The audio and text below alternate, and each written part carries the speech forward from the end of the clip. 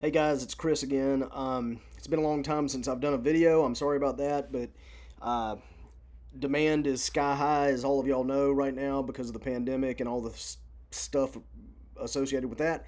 But I did want to put together a quick video for this to answer this question because it's been coming up a lot lately. And over the past 20 years, this is one of the most common questions that I get from customers, which is, um, what causes wrinkles in my pool liner.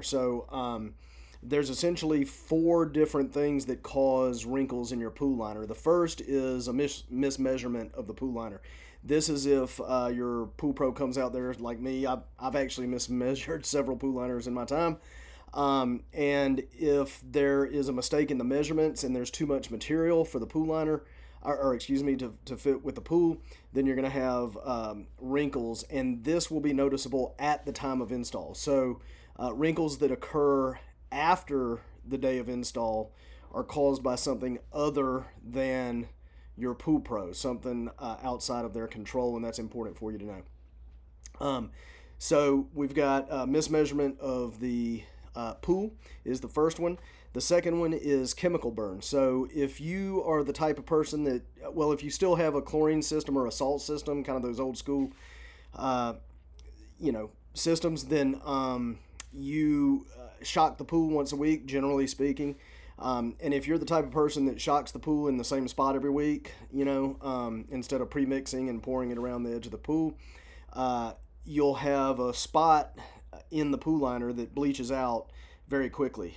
Generally, within a year, you can have a pool liner in one area bleach out if you're continuously putting the shock into the pool at the same location. It falls to the bottom, settles on the bottom, and bleaches the liner out.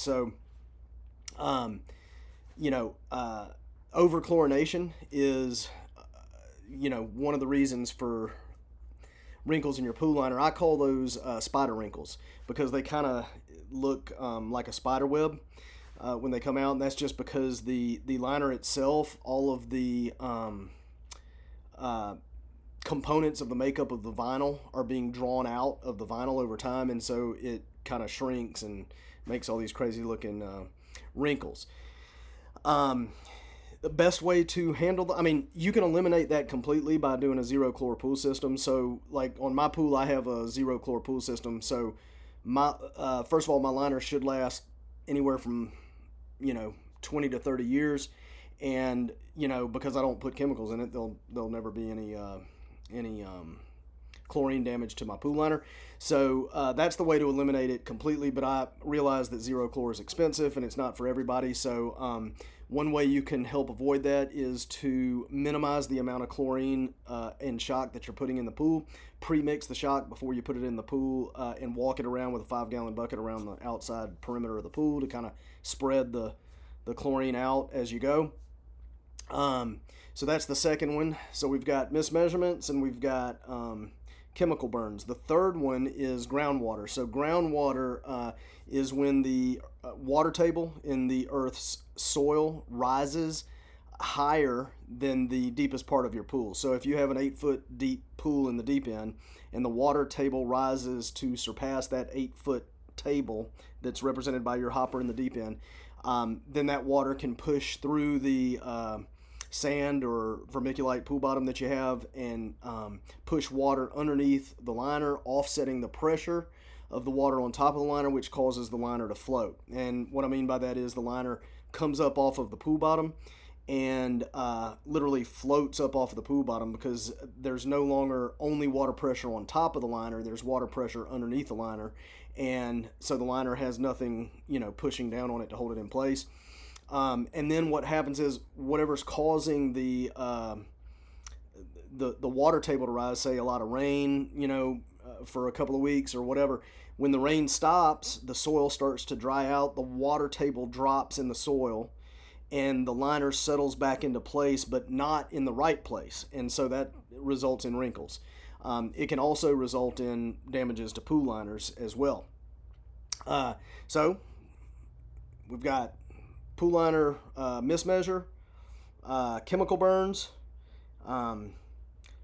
groundwater, and the other one is draining your swimming pool to clean it. Now, You should never drain your vinyl pool below the shallow end break under any circumstances unless you're actually having the liner replaced. And the reason for that is when you drain the pool down, there's nothing in place to hold the liner in place, such as the vacuums we use when we reset or when we replace your liner.